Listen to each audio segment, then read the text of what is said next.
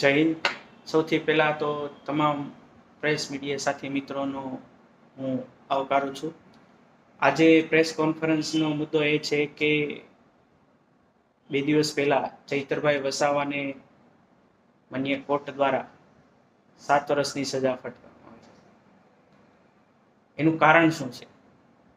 એનું એક જ કારણ છે કે ચૈતરભાઈ વસાવાએ ખેડૂતોએ, વંચિતોએ, આદિવાસીઓ માટે જે અવાજ ઉઠાવ્યો, ખેડૂતોને ન્યાય અપાયો, જેના લીધે ભાજપના નેતાઓ અને ભાજપ સરકારના પેટમાં તેલ રેડાયું, જેથી કરીને એણે અધિકારીઓને હાથો બનાવી કેસ કરવામાં આવ્યું અને કેસના ચુકાદા ઉપર આટલો સ્પીડમાં તો ફાસ્ટ કોર્ટમાં પણ કેસ નથી ચાલતો, એટલો સ્પીડમાં સામાન્ય કેસ છે। શું કામ? એક વિરોધ પક્ષના નેતા હતા એટલા માટે, વિરોધ પક્ષના ધારાસભ્ય હતા એટલા માટે। સામે જોવા જઈએ, આજે જ એક નવો મુદ્દો આવ્યો છે કે ભાજપના નેતાએ, ધારાસભ્યએ બેઠે બેઠે વિડીયો અને મીડિયાના સામે અધિકારીઓને માર્યા છે, એને નિર્દોષ છોડવામાં આવ્યા છે। સાથે સાથે જે લોકો ઉપર દેશદ્રોહના ગુના હતા, ભાજપમાં ભળ્યા એટલે એને પણ નિર્દોષ છોડવામાં આવ્યા છે, એની પરથી કેસ વિડ્રોલ કરવામાં આવે છે।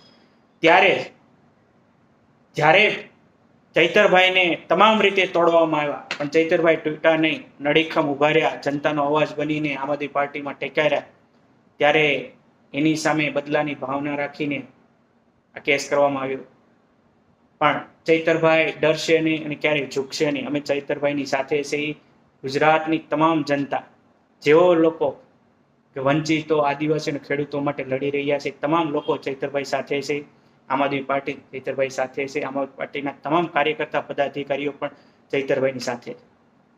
ખાસ જણાવવાનું કે એના સમર્થનમાં આમ આદમી પાર્ટી 3 લેવલે કાર્યક્રમ કરવા જઈ રહી છે।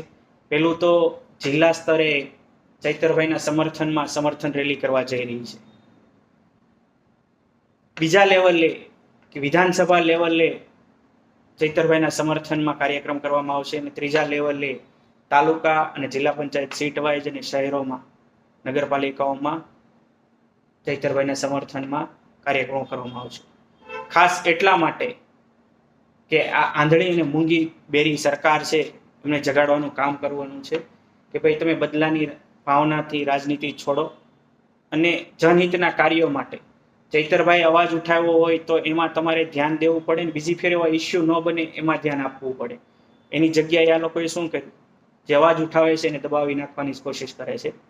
ત્યારે હર હંમેશાની જેમ આમ આદમી પાર્ટી તમામ તબકે આ મુદ્દે લડી લેવાના મૂડમાં છે અને અમને ન્યાયાલય ઉપર વિશ્વાસ છે।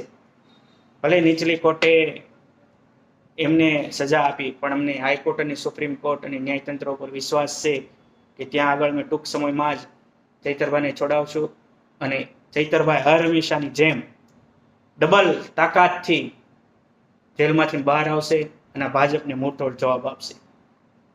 આભાર।